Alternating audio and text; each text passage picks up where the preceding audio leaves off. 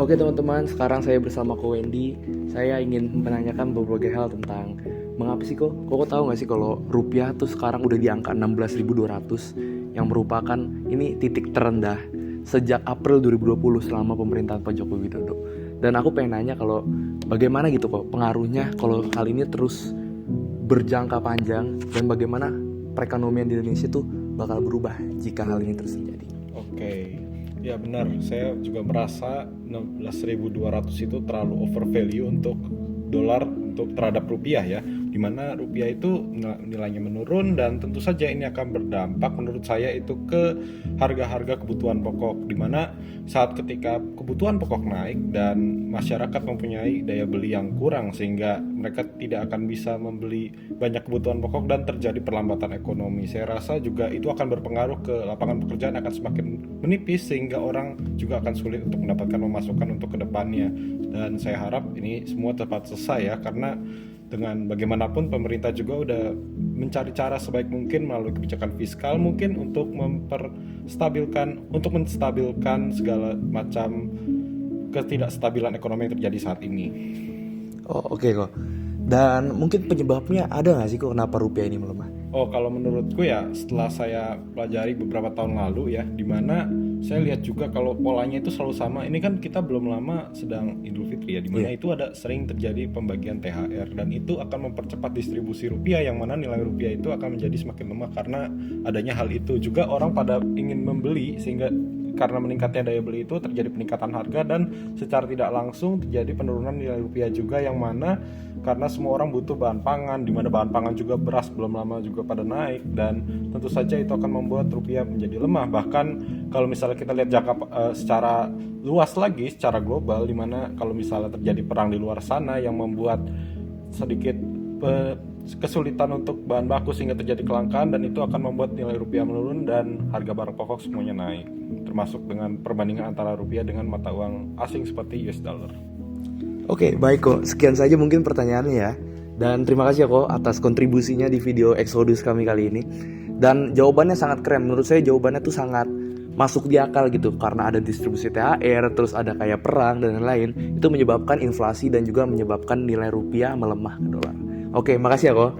Oke, sekarang aku dengan Kak Christian ya. Kak Christian, sekarang aku pengen nanya tentang menurut kakak bagaimana sih pandangan kakak kalau rupiah tuh melemah ke dolar AS yang sekarang ada di titik 16.200, yang which is itu di titik terendah semenjak April 2020 di saat pemerintahan Pak Jokowi. Jadi sekarang aku pengen nanya, menurut kakak kalau ini berlangsung dalam jangka panjang dan perang terus terjadi dan berbagai hal terus terjadi, menurut kakak apa yang bakal berdampak kepada ekonomi Indonesia sih? Lebih ke ini siapa? Ke bilang investor asing sih ya, di Indonesia. Udah sih mungkin itu. Terus kalau mungkin penyebabnya? Penyebab mungkin karena apa? Perang gitu, terus karena apa? Inflasi naik, mungkin karena itu. Jadi karena perang dan inflasi naik mungkin menyebabkan banyak orang yang menukar rupiahnya gitu ke dolar, karena dolar kan menjadi suatu mata atau currency yang lebih aman gitu, mata uangnya lebih aman kan Kak. Jadi mungkin itu sebagai bentuk escape ya aja gitu ya, mungkin kayak bentuk penanggulangan biar rupiahnya tuh nggak decline mulu rupiah mereka, makanya di convert ke dolar sehingga menyebabkan inflasi. Nah terus kalau menurut kakak, jika hal ini terus menerus terjadi, mungkin dampak ke perekonomian Indonesia itu apa sih? Mungkin harga barang lokal mungkin turun gitu. Harga barang lokal turun karena inflasi terjadi. Jadi banyak suku bunga yang menyebabkan berbagai barang pangan, barang pokok, barang subsidi, dan mungkin bisa dirasakan lah kayak kemarin contohnya gitu, kayak beras dan gitu ya. Kalau menurut kakak kena dampaknya nggak sih? Untuk saat ini belum sih ya. Belum ya? Iya. Belum. Oh jadi kakak ini belum kena dampaknya. Tapi kalau ini terus menerus terjadi, menurut saya sih ini bound to happen nggak sih? Bakal lama-lama bakal terjadi, bakal kena dampak kita. Oke kak, makasih ya kak. Iya. Makasih. Nah teman-teman, setelah aku barusan tuh nanya tentang kenapa sih rupiah melemah harganya ke dolar, Ternyata ada beberapa alasan teman-teman, seperti inflasi yang meningkat dan ada beberapa alasan lagi yang alasan eksternal maupun alasan internal. Dan rupiah melemah terhadap dolar Amerika Serikat. Data BI, pada 18 April, nilai tukar rupiah melemah ke level 16.220. Ini adalah nilai tertinggi selama pemerintahan Pak Joko Widodo. Terendah sejak April 2020. Penyebabnya adalah berbagai hal berikut, seperti kebijakan moneter AS, kebijakan pengetatan moneter atau menaikkan suku bunga yang dilakukan oleh Federal Reserve atau Bank Sentral Amerika Serikat untuk menekan inflasi di negaranya. Yang kedua adalah aliran modal keluar. Investor asing cenderung memindahkan dananya ke aset dolar AS yang anggapannya itu jauh lebih menguntungkan dan jauh lebih aman karena dolar Amerika Serikat adalah harga yang paling stabil dalam bentuk keuangan di satu bumi. Dan yang terakhir adalah ketidakpastian global.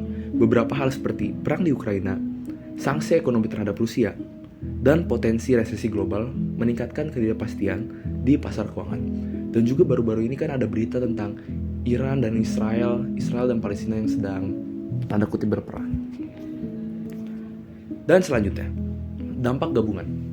Apa gitu? Dampak yang disebabkan oleh beberapa hal seperti ini ke satu bumi ini, ke semua negara yang ada di bumi ini. Dampak gabungan yang pertama adalah harga barang impor naik.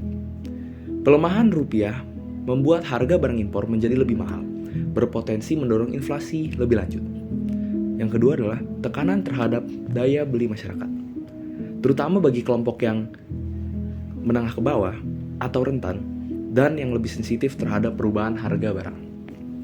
Yang terakhir adalah peluang ekspor meningkat. Eksportir menjadi lebih diuntungkan karena produk mereka menjadi lebih kompetitif di pasar global. Dan ketika ada masalah, selalu pasti pemerintah Indonesia akan mencari jalan keluarnya. Dan ini adalah beberapa upaya pemerintah dan Bank Indonesia untuk mengurangi dampak inflasi dan dampak melemahnya rupiah kepada dolar Amerika Serikat. Yang pertama, BI menaikkan suku bunga acuan untuk menarik kembali aliran modal asing dan meredam inflasi. BI melakukan hal tersebut. Pemerintah melakukan operasi pasar falas untuk menstabilkan nilai tukar rupiah. Dan yang terakhir, upaya pengendalian harga pangan dengan cara meningkatkan pasokan pangan, subsidi, dan bantuan sosial. Dan teman-teman, kesimpulan dari mengapa rupiah melemah ke dolar Amerika Serikat adalah inflasi dan pelemahan rupiah di tahun 2024 saling terkait dan memiliki dampak negatif terhadap ekonomi Indonesia. Dan berbagai hal tersebut selalu akan dicoba mencari solusinya atau diupayakan oleh pemerintah dan Bank Indonesia dengan mengatasi masalah ini dan menjaga stabilitas ekonomi. Jadi, pemerintah dan Bank Indonesia harus mengatasi masalah ini dan menjaga stabilitas ekonomi agar para masyarakat seperti kita nih lama-kelamaan tidak merasakan dampak yang terlalu buruk. Jadi pemerintah dan Bank Indonesia harus bergerak dengan cepat. Baik teman-teman, itu saja singkat penjelasan mengapa rupiah pada tanggal 18 April 2024 itu harganya menyentuh angka terendah sejak April 2020. Terima kasih. Oke teman-teman, jangan lupa di like, comment, subscribe. Lanjut.